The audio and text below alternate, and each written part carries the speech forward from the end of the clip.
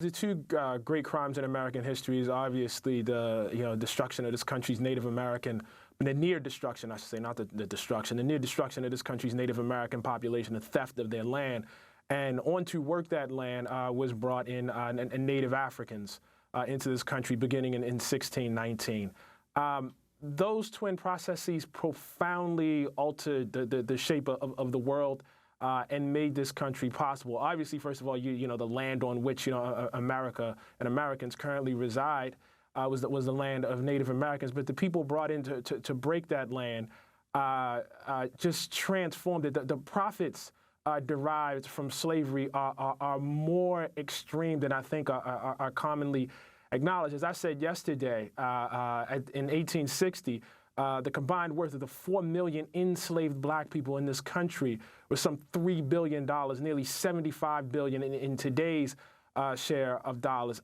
Cotton in 1860 was this country's largest export, not just its largest export, it was the majority of exports out of this country. So from a financial perspective, just the economics of it, it's absolutely impossible to imagine America without enslavement. The onset of the Civil War, the greatest preponderance, the greatest population per capita of millionaires and multimillionaires in this country was in the Mississippi River Valley. It wasn't in Boston, wasn't in Chicago, wasn't in New York. The richest people in this country were slaveholders. Most of our earliest presidents were slaveholders. And the fact that they were presidents is not incidental to the fact that to their slaveholding. That was how they built their wealth. That was how Thomas Jefferson built his wealth. That was how George Washington built his wealth. Individual slaves were the equivalent of, say, owning a home today.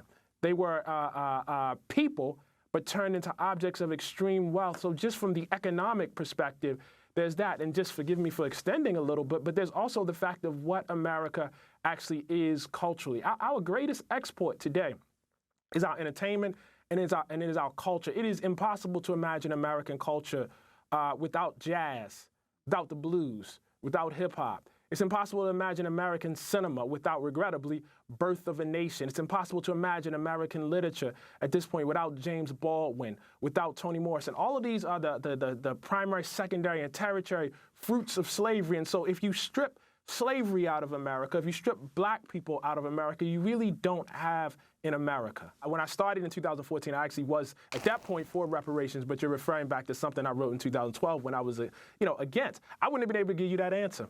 I didn't have that level of knowledge. And beyond that, I didn't have the level of knowledge on how it persisted. I mean, I had a vague sense of segregation, Jim Crow, et cetera, in the 100 years after. But I didn't know about redlining, not in that degree of detail. And I didn't know how this extraction, as I call it, of wealth from the African-American community laundered through the state into the white community, through redlining, through the FHA loan program, through the GI Bill. I just didn't have knowledge of that. And once I saw that, it's like, wow, this is a persistent, a pattern of extraction that needs a really, really radical answer. At that point, reparations made total sense to me. But I will add that it made sense to plenty of people long before it made sense to me. I think in this moment, one of the reasons why, this sort of, all of these questions that may have been, off of the table in 2016 or off the table in 2008,